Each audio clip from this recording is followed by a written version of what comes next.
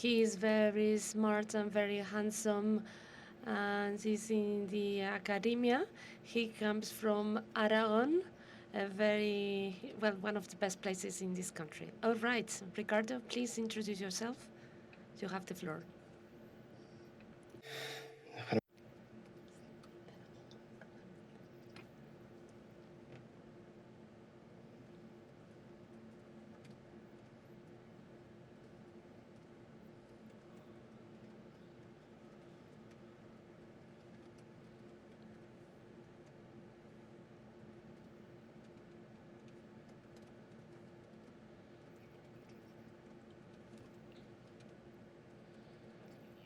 Okay, much better now.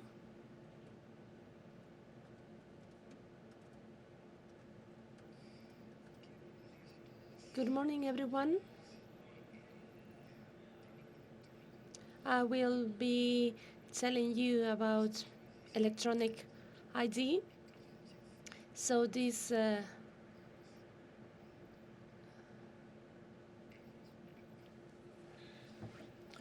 So I am the guy on the right, as you can easily see. At this point in time, I work as an assistant professor at the University Defense Center, and my main research lines are those on the screen. And as I said, this work has been put together by Victor Sanchez. Unfortunately, he cannot be with us today. He studied informatics engineering at the University of Zaragoza. Part of his work was also part of his dissertation.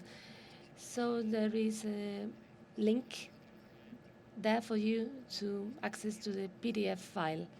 We are working on the article and it's pending review. And now he works at the security company. So this is the agenda of my presentation.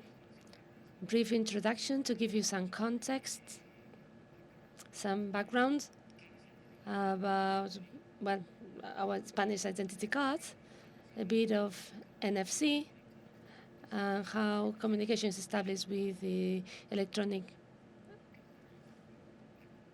identity cards, and then the testing that we did in that regard.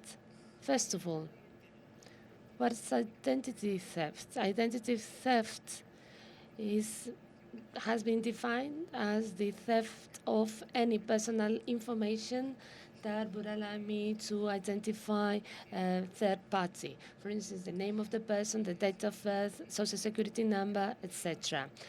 Unfortunately, this is an increasing problem in Spain. When I was preparing this presentation, I found a URL telling us about 117 cases reported in Spain in 2014.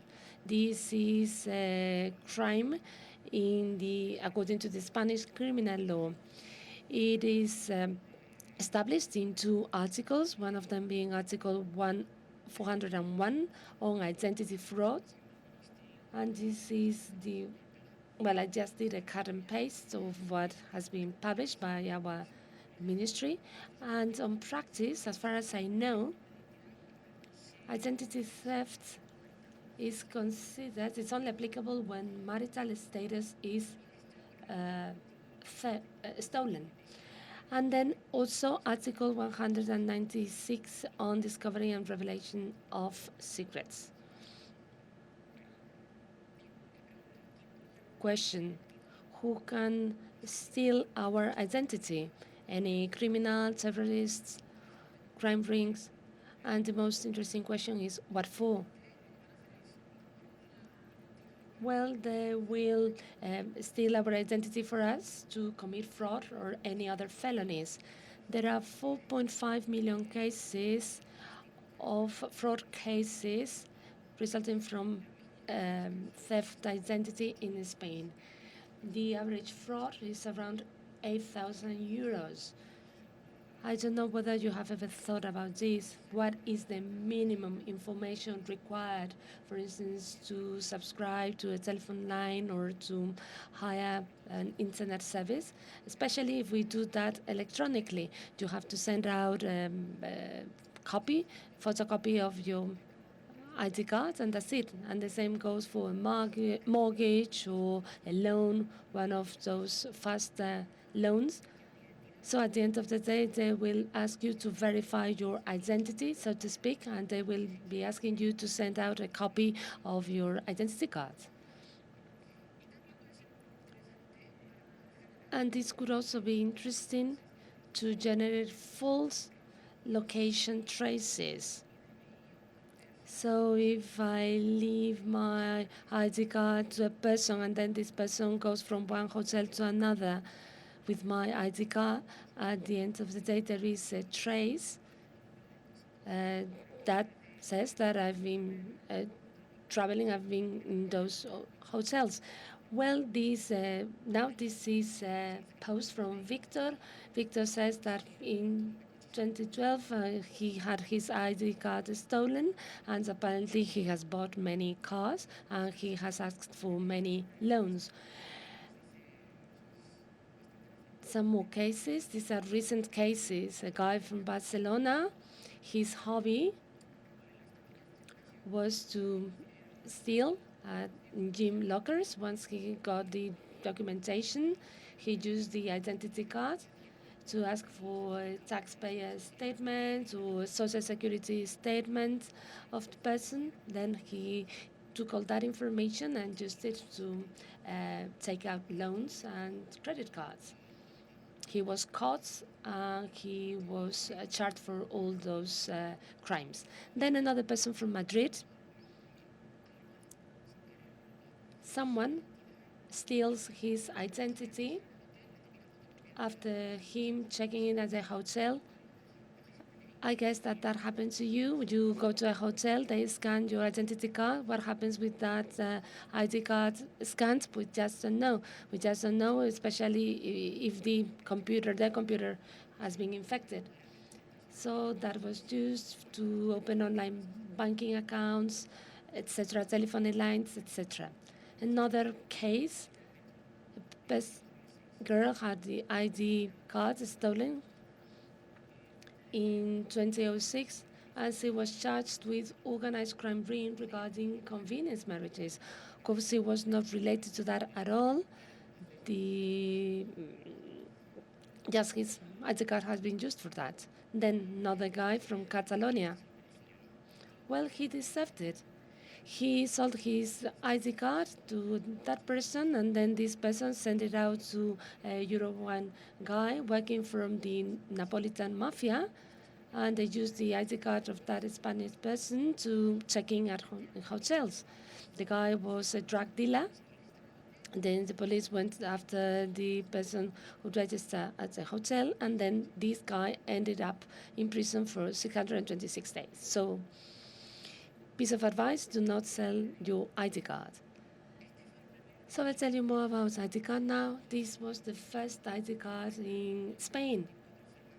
In 1824, Ferdinand VII created the police force in Spain, and it was the only authority with the competency to issue this type of official document. The ID card including the following data: age, gender, marital status, occupation, and place of origin. Then that was followed in 1941. Then the competencies were given to local governance, and then the information on the ID card was just, depending on the holder of the ID card. The first version of the ID card, let's say version 0.0, a decree was launched in March the 2nd, 1944. The call for tender was 3,000 pesetas. So the requirement was for it to fit into a wallet and for it to have enough space to stamp a fingerprint and a picture. And then the ink should be tamper-proof. And the awardee was this man that shows on the screen, Aquilino Riuset. In 1951, the first ID card was issued to Tío Paco. Number 2 was given to Carmen Polo, and number 3 was given to Carmen Franco. And what was the assignment process? So the first people to benefit from it were prisoners and supervised released individuals. as well as the male individuals who frequently change their home address due to personal reasons or to business reasons. And then also to male individuals living in cities with more than 100,000 inhabitants. Zaragoza was the first city, by the way. And in 1961, from numbers from 10 to 99 were reserved for the Spanish royal family, 10 for King Juan Carlos, 11 Queen Sofia, 13 for Elena. She has always been very unlucky. Well, number 13 was removed for superstitious reasons. Okay, I wouldn't mind to have it, if not me, my children. Right from 1962 to 1965, color of it was changed. They also added blood type and marital status. And then the gender information was removed. I just don't know why, but they did it. We move on from 65 to 80. The signature was removed. From 81 to 85. So the coat of arms was more constitutional, and then again the gender was added. From 85 to 91, you may notice that the expiry date extended to 10 years. And they cross out the blood type and marital status.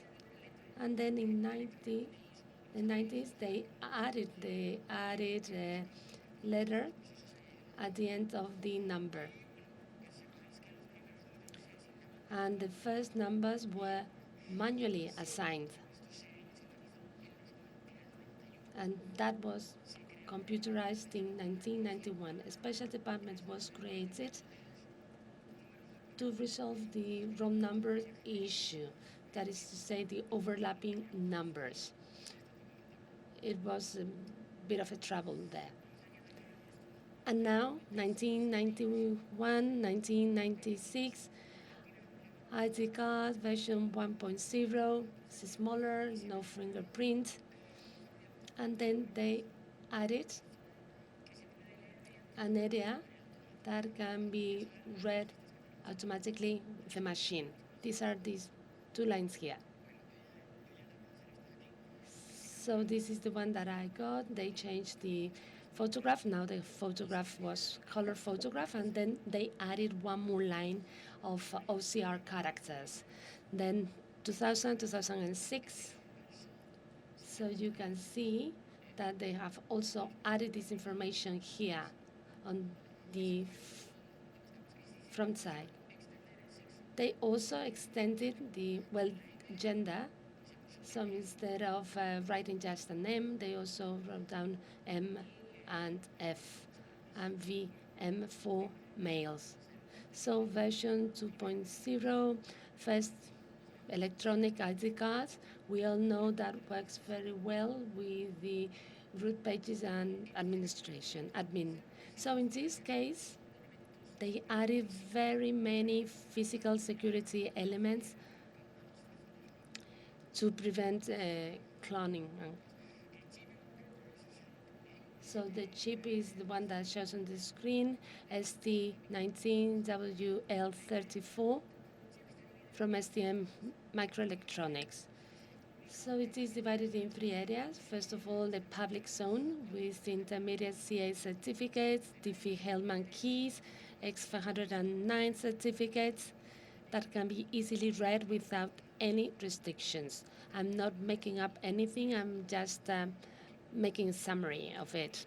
Then there is a private zone where we have the signature and authentication certificates, and that can only be accessed through a PIN.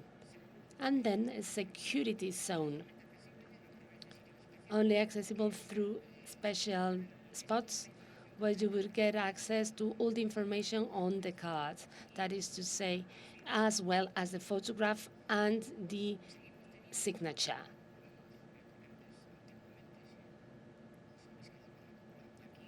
So here you may remember that the photograph was color photograph, and now photograph is black and white. Now the characters follow the OCRB standards, and now we have the version 3.0, which is the apocalypse. Again, new physical security elements are introduced. A chip now is on the back panel. I guess that some of you have that one. These ones, they started in 2015. So this is the chip Infinium, and it has the CCEAL5+ certification. It is divided into zones. The public zone can be read without restrictions, as well as the security zone, including all the information on the ID cards, as well as the photograph and the signature. This is what it says in the official report, only accessible through special spots. Is there anyone here from the police force? Please update that information, because that's not updated. It is not true. Is my home special spot? Well, my mother says that I'm a special guy, but that's about it. These are all the security elements that have been added to these new ID cards. As you see, very many of them, because they want to prevent cloning. Okay. They have added a number on the front panel. This one here. So the first ID card, the ID card 3.0 Mireia Belmonte. It also has NFC capabilities, and this is what has brought us here today. Oh, by the way, I just want to dismantle some myths. Let us start now. So every year, 6 million new ID cards are issued, and then this number here is not about the number of people who have the same name as yours, but it's just the control digit. And well, if you have a low number on your ID card, that does not mean that you have the number of a person who is dead. ID numbers are unique. By the time the 8-digit numbers will be over, they will just add one more digit, and that would be it. Now, NFC. Does anyone know NFC? Is it that you did not attend the previous project? Well, this is a bidirectional short-range contactless communication technology, allowing two devices to communicate at a distance of 10 centimeters. It is based on RFID standards, works in the 1346 megahertz spectrums, and there are two types of transfer rates. So we are based on the following. Security is based on proximity. I don't know whether you're aware of it. We were here at the Rooties, and we gave a presentation about NFC and credit cards, and we proved that this is not right. Security is not based on proximity. So there are these two standards, the first one defining NFC, and the second one defining the packages that are sent out.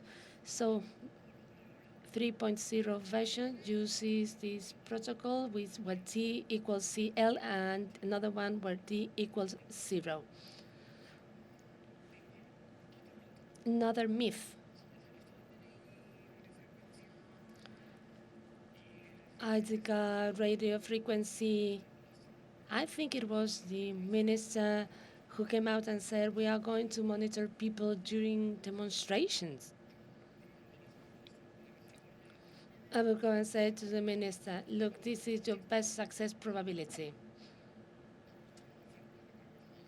And, well, your success likeliness is very, very low. 1 divided by the population in Spain. Also, different threats that could affect NFC. For instance, eavesdropping, communication can be secure as a solution. Eavesdropping is, well, listening. Okay, someone is there listening. Then data modification, because we are talking about radio frequency. Well, it could be the case that someone would modify, change waves.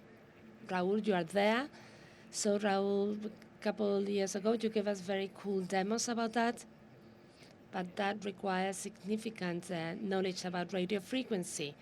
And it is also possible to launch a relay attack. And this is what I did with Pepe a few years ago.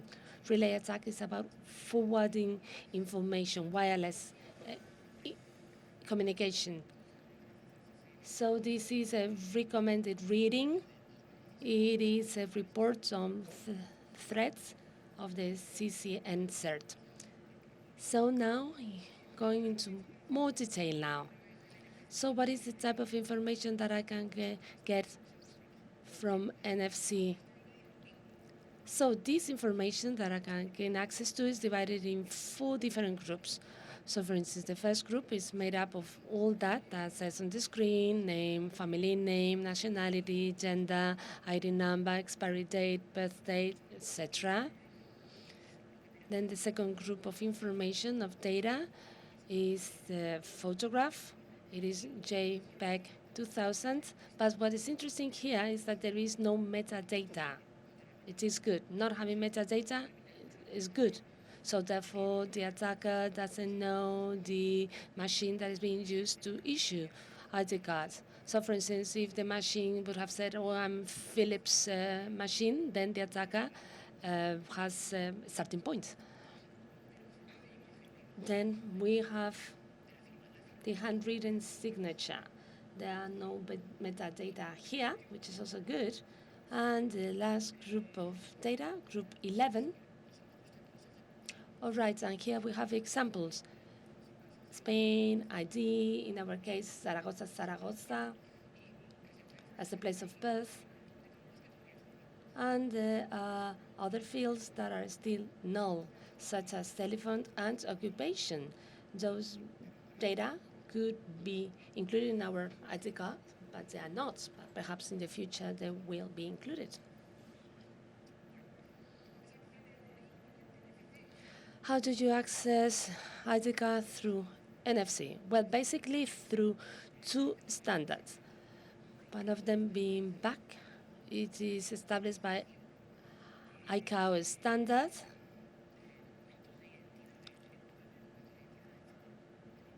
ICAO is about reading of ID cards and establishes regulations for that. And this is included in a document. The document whose title is Machine Readable Travel Documents. And why did we do all that? Well, this is an initiative of the US, because US wanted all this protocol to be faster.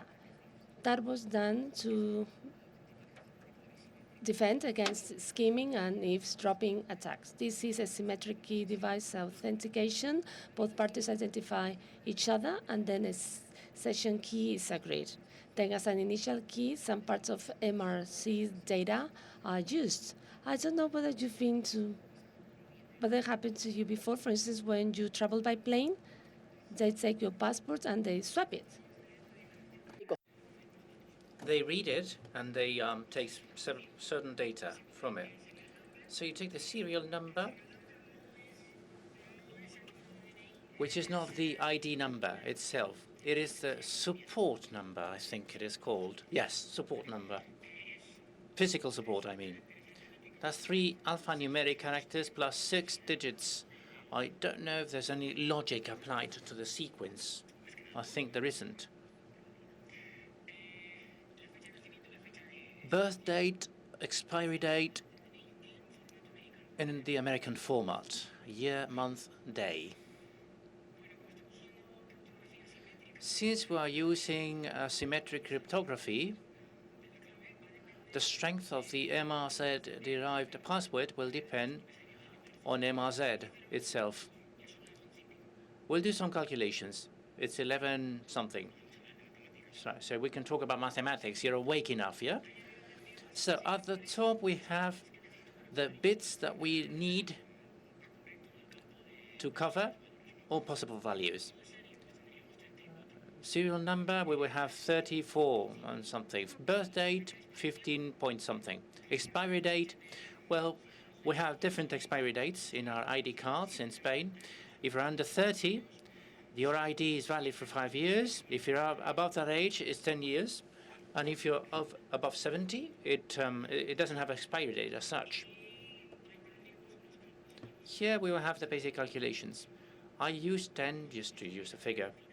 This could be fine-tuned if we only think about working days and not bank holidays or weekends.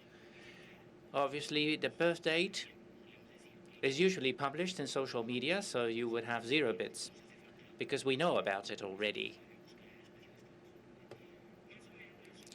So if you do the calculations, 61 bits, more or less. This is less than the 80 bits that are recommended by both NIST and eCrypt to protect yourself against eavesdropping and other offline attacks. Okay?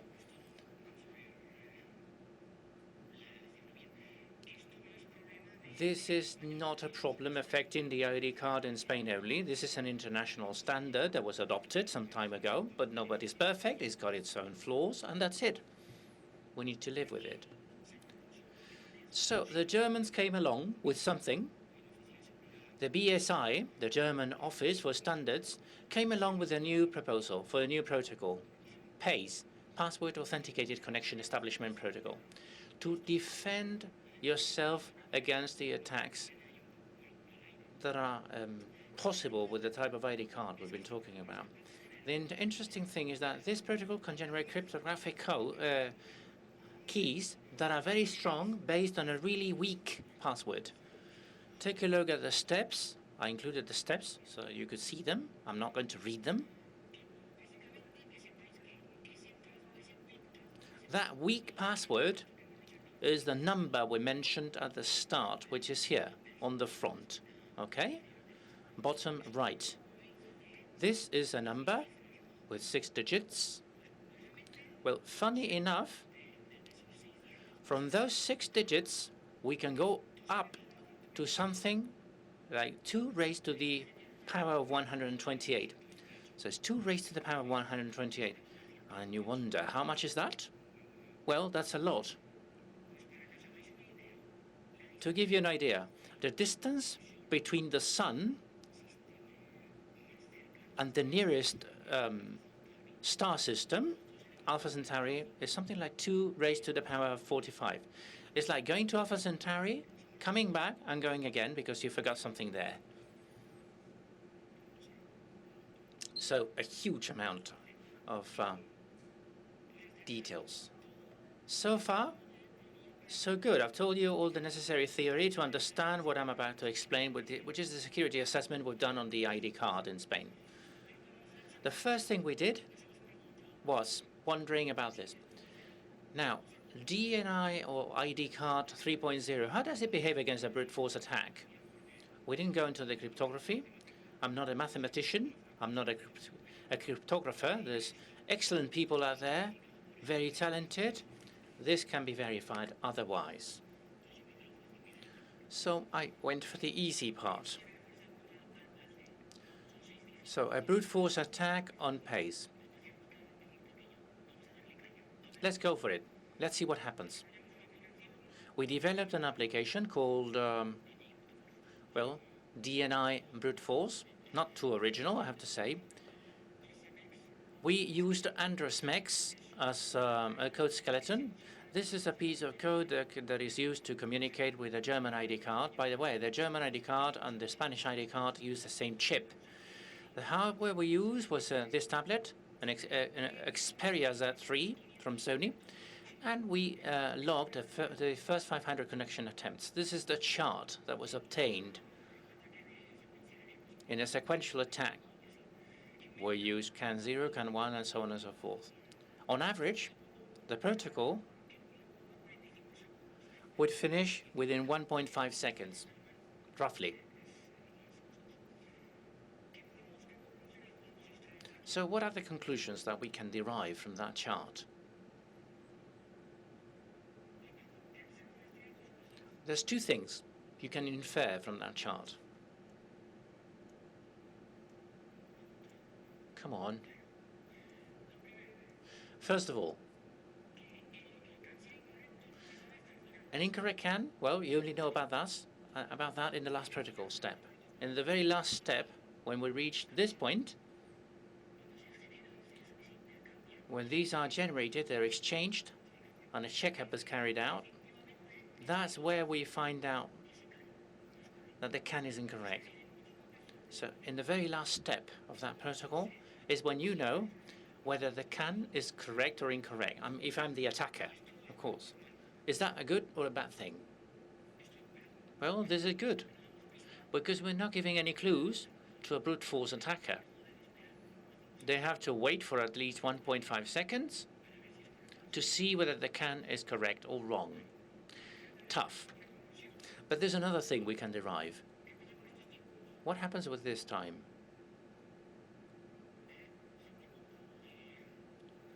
The 7th and the 8th grades in primary school in Spain. This is a linear function, yes?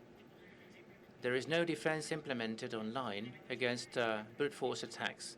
If I go for it with a brute force attack, it will always behave in the same way. Execution time remains the same, regardless of the type of connection. And that is a bad thing. So we thought of an attack scenario like this one. Just imagine that we have an Android device that has been infected, it is compromised, and the device is listening. Whenever it detects an NFC card, obviously it would need to find out that this is an ID card, but it would launch a brute force attack. In the worst case scenario, if there are no interruptions in communication between the mobile phone and the device, it would take it 17 days. We're talking about 1.5 times 2 raised to the power of 6. That's 17 days. We could get someone's identity, steal all the information from an electronic ID card, the photograph, everything, in 17 days, in the worst case scenario. Technically speaking, that means it is possible, but obviously it is quite unlikely. Now, we could be talking about directed attacks, streamlined attacks, but if we're interested in stealing information from someone we're interested in. Okay? In that case, waiting for 17 days wouldn't be too much. But we're assuming that there is no interruption in communication. If I was able to do fingerprinting for the ID card, if I could uniquely identify each and every one of those ID cards, I could do a stop-resume attack. Therefore, it would take me more than 17 days, but it would be feasible, in theory.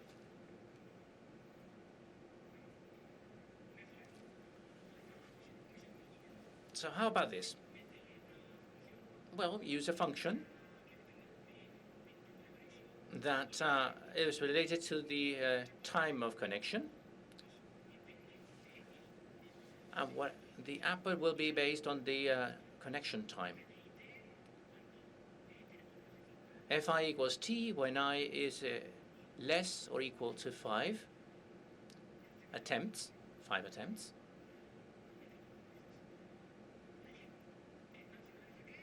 equals max when I is under or equal 15 and 15. That would be a chart like this one. In only 50 attempts, you see the response time would go up to 15 seconds or 14 seconds. 15, yes.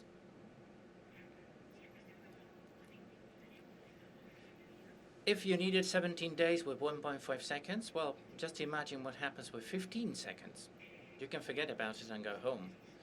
By the way, those limits, 5 and 15, they're arbitrary numbers, okay?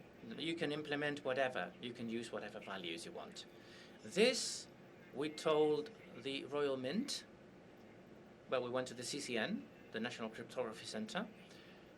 The people over at the Royal Mint said that they were grateful, and for future releases of ID cards 3.0, they will be implementing this small defense mechanism.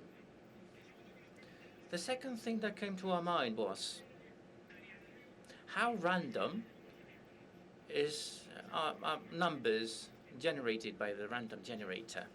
Random numbers don't exist, by the way, let me tell you, in case you didn't know. So we said, let's take a look at the random generator. Let me tell you, the chip used by the ID card is an Infineon something with CCEAL5 Plus certification, and PRNG, the random number generator, satisfies the requirements of class PTG2, okay, as defined by BSI. What that means is that the chip shall include a physical source of entropy, which is later fed into a software RNG. Apart from that, the output is then processed and checked for errors and statistical deviations or bias. That is done internally, which is a good thing. That's quite reasonable. So we said, okay, let's test it.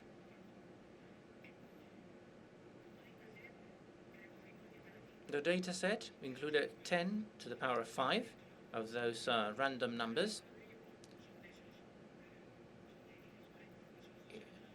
They're all 16 bytes, so that's a huge number. With these numbers, the first thing we tested was do we have any repeated patterns or any repeated sequence? There was nothing. The probability of collision is of the order of 10 to the power of -3. As test suites, we use those methods that were compatible with the connection, which is relatively short. Right, there's something else on the slide. I don't think you can see it. This part of our work was conducted in collaboration with the University of Valladolid, with Juan Carlos García Jardín. Thank you. We'll be in touch. I'll change the slides so your name can be seen on them. So we use the ENG utility, which measures entropy. I'm showing you the results directly. Entropy is 7.9999 bits per byte. That's almost 8, yes? Optimum compression will be 0%.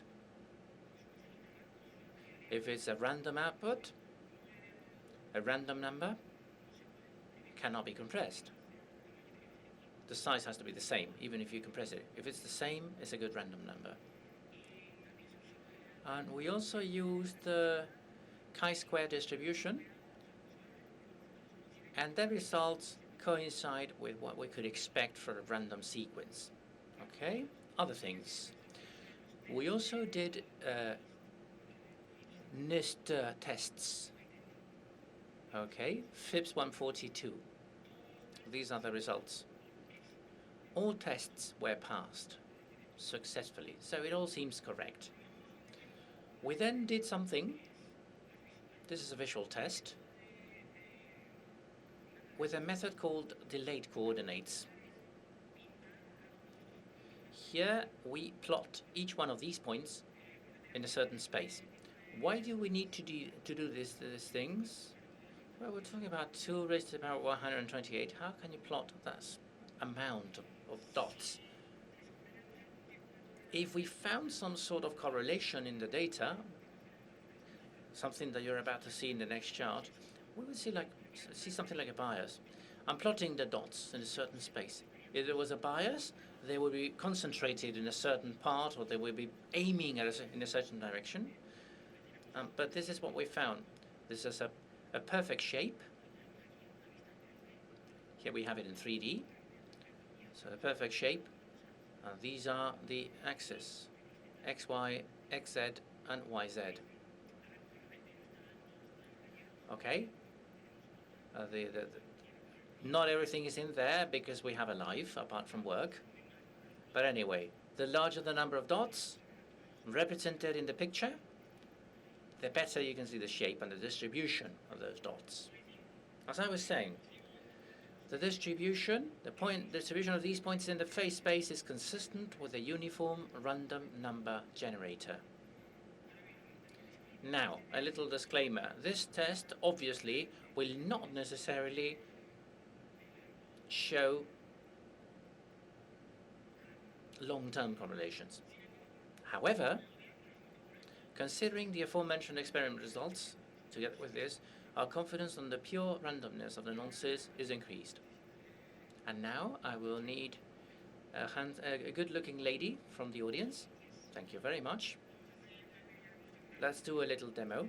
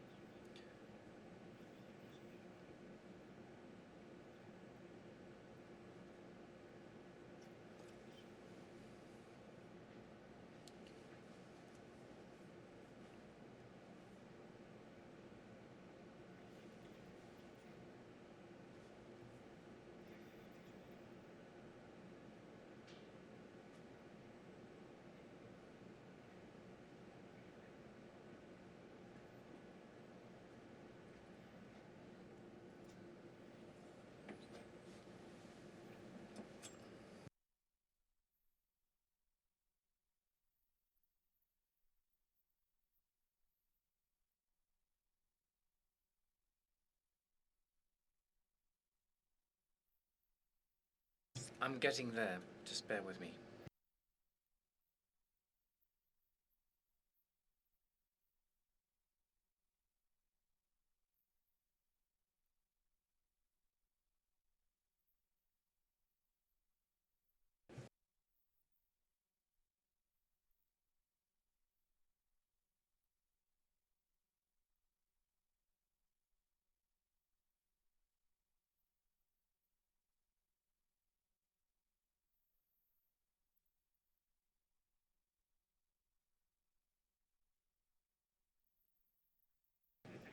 This is the easiest way to get hold of a webcam.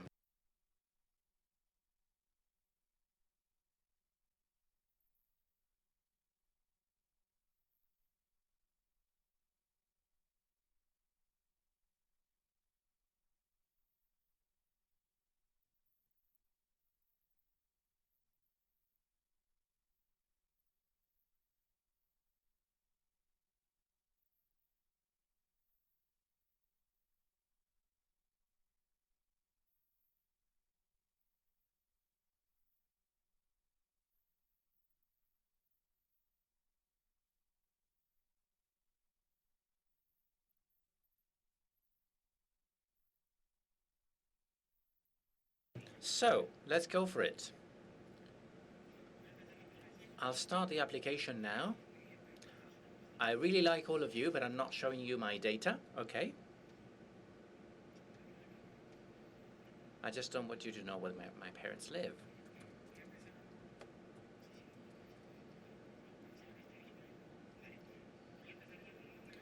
So I'll start with a number that is quite close to my CAN, okay, so that it doesn't take forever.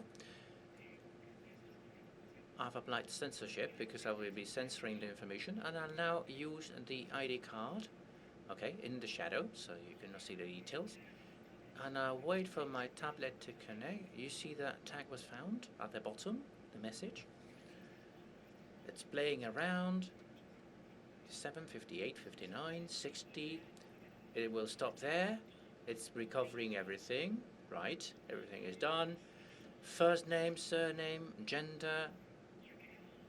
So has created 2 small files, okay? Rostro and something else.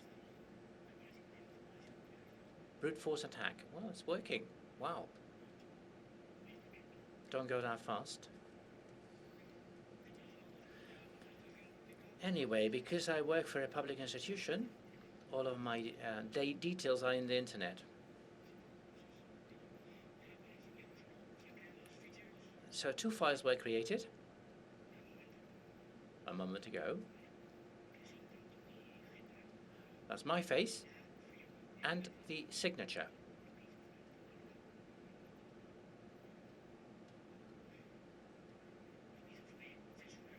So it was hidden from view anyway, so that you can copy it.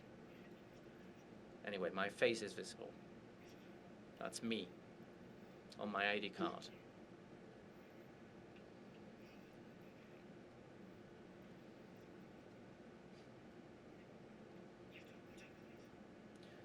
Thank you very much.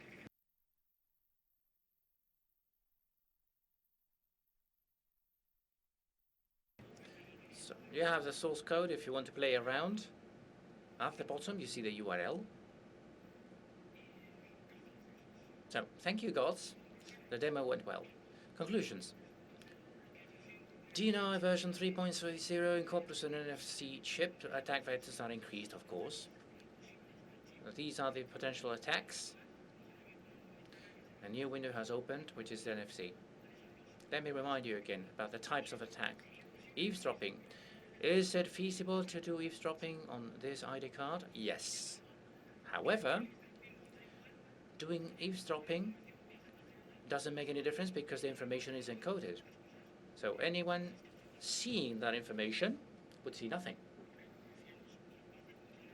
because that PACE protocol works for offline attacks. Data modification, another type of attack. Altering or inserting new information is not possible because of the cryptography, so it wouldn't be recognized, so it wouldn't work. And then relay attacks. We haven't tested them yet. I mean, someone stealing the information to do things somewhere else, as they usually do with the credit cards. Well, that's something we haven't tested, but I would bet this is possible. If someone wants to do this, if someone is interested in investigating about this, go ahead. Please let us know. As a summary of our security assessment, we've seen that the pseudo-random number generator passes all statistical test suites. We've seen that that random distribution fits into a perfect shape. And we've also seen that the PACE protocol is vulnerable because there's no defense against online brute force attacks. There is no defense mechanism in place. Okay? Now, let me tell you that getting to the information takes 17 days with no interruption communication. So, DNI 3.0 is secure enough. For the time being, there's more pros than cons. It is safe enough or secure enough. There's only that small detail that will be corrected in the future. And that was all from me. If you have any questions,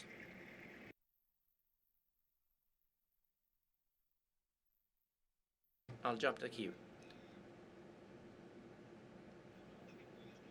question you have the right not to answer. Okay? This ideology, my question. In Anglo-Saxon countries, the concept of an ID card doesn't exist. People don't have ID cards. If you want, you can have a passport. And if you want to drive, you have the driving license. And that's it. In any case, they would use your social security number, which is not compulsory. So you don't have to identify yourself in any way. Am I right? Yes. Why do we need to identify ourselves in Spain? And do you have an opinion? How about getting rid of the ID to start with? This ideology, my question, okay? Regarding why in Spain we do have ID cards, well, ID cards were around when I was born, anyway. I guess this is because of the times we live in, or the times we were living in. I mean, this was the 40s in the 20th century. I don't know. As regards whether it would be necessary to get rid of ID cards altogether, well, that's a complicated answer. I think it's reasonable to be registered into the system. I mean, having something on you that identifies you, it's good for some things, bad for some other things. But Anglo-Saxon people don't, I mean, people in the Anglo-Saxon world don't have ID cards. Well, I wouldn't like it to be exactly the same in Spain. There are some things I like, some things I don't like. Let me tell you what I'm asking. When I go to a hotel, I give them my ID card. They store my data, and everyone knows I'm there. Well, not exactly like that. Well, technically, before we move on, unless I'm wrong, hotels have the obligation to tell the police who checks into the hotel. So you do your check-in, and you're a terrorist. You go to the hotel, and you don't use your ID card. But if you were silly enough to do it, the hotel would tell the police, well, this guy did check in, so the police would come along, or the civil guard would come along and arrest you.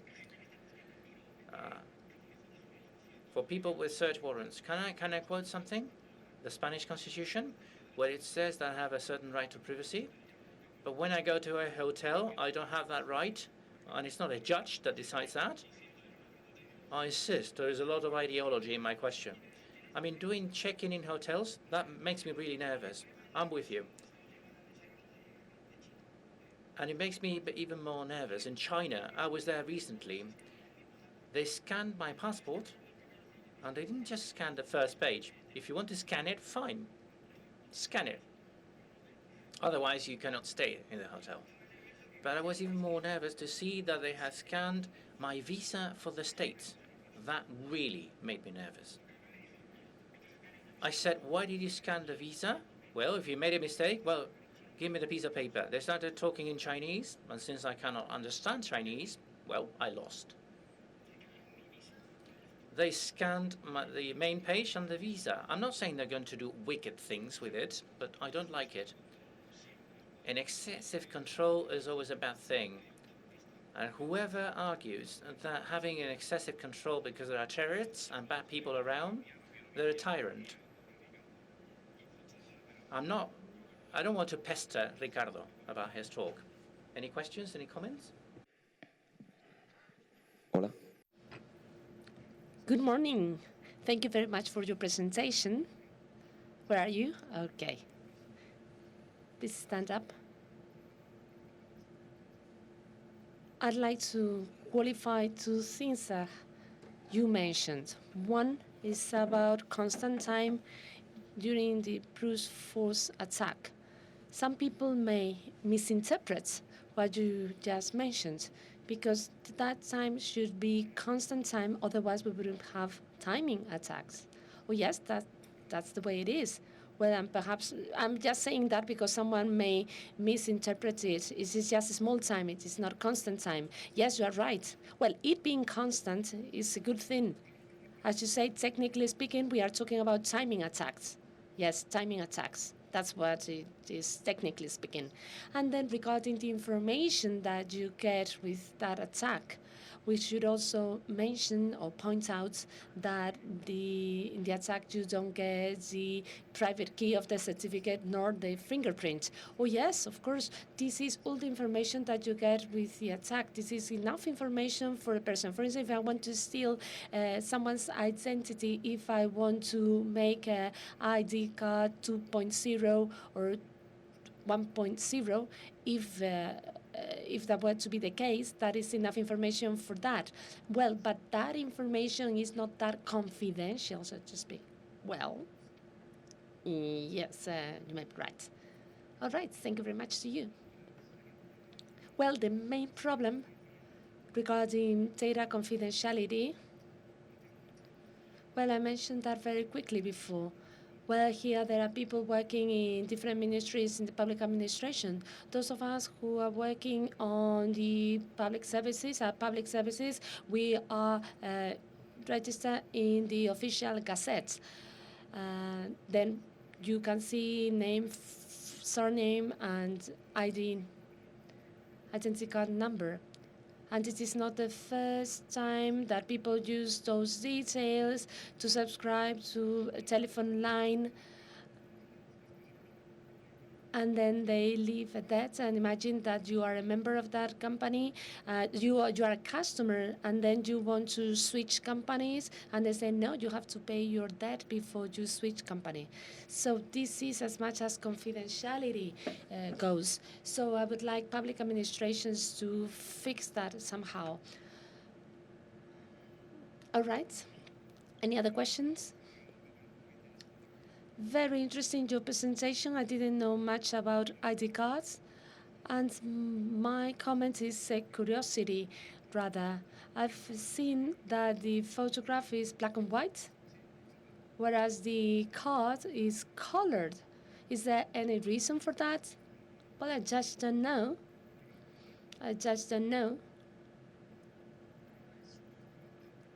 Well, apparently, facial recognition, in terms of facial recognition, many experts say that a black and white photograph against a white background is best in terms of, is best for that. I just don't know whether that is correct or not. Next question.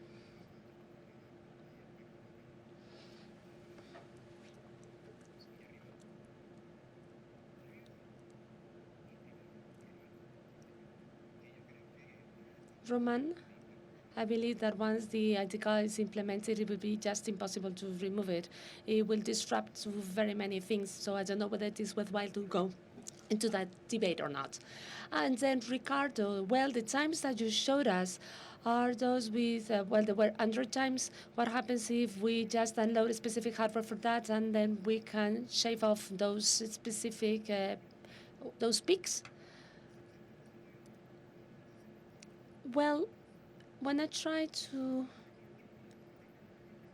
run the demo at home, so the time is 1.2 seconds, 1.1 seconds. That varies a lot depending on the device.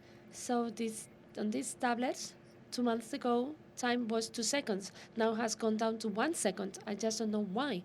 Well, the thing is that the app hasn't changed as much to reduce the time as much. So the answer would be, depends very much on the hardware. And if we use a specific hardware, yes, of course. But if you are going to set up a specific hardware for that, well, I don't know. Well, the idea is to infect an Android and then to steal identities from there. You will need a chip, NFC chip, to use it in something that the user has. But if you want to carry out an attack with improved capabilities, yes. Well, for instance, you could use Copacabana, for instance, to break back just in seconds. You can also do that. Well, I thought we were in an event where people question everything. This looks like Disneyland.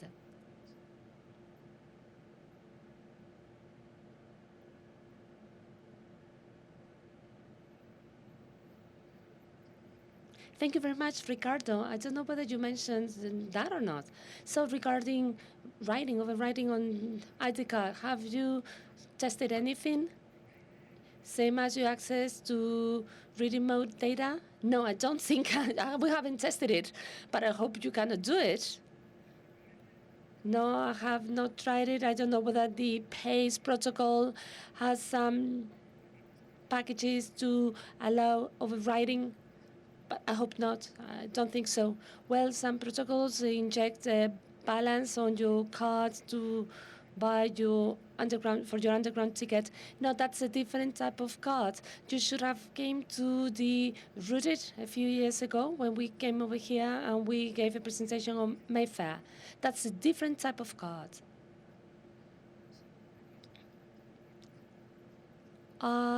Data signed, I mean the signature and the photograph. No, we thought they were signed.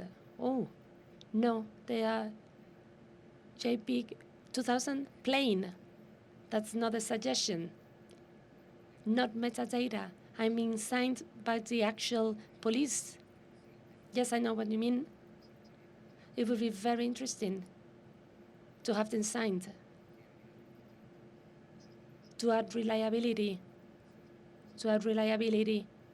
and to make them more tamper-proof. Politics. I just don't want to have my identity stolen the way they do it in the US. That's a very good answer. So he also comes from Aragon. So, Alfonso now?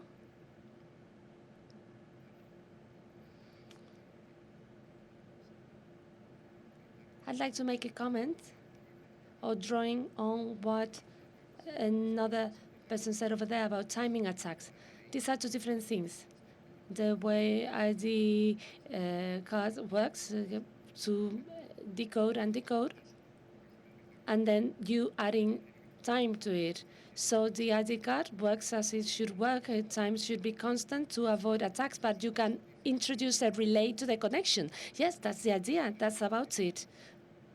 You introduce a relay so that you can carry out your attack. Yes, same as you can inject a glitch to a chip to create a fault so that it takes longer to answer. As Alfonso says, response has to be given on the right time, on the very same time. But the idea is delaying response times. So the last question. Can you opt for not having this type of ID cards, or perhaps can you disable it? You know, I was thinking about those credit cards that you can punch. So do not answer, Ricardo. Do not answer that. So we've done it, okay? Punching credit cards, it's a crime. Oh no, the ID card would be a crime because that is a public title.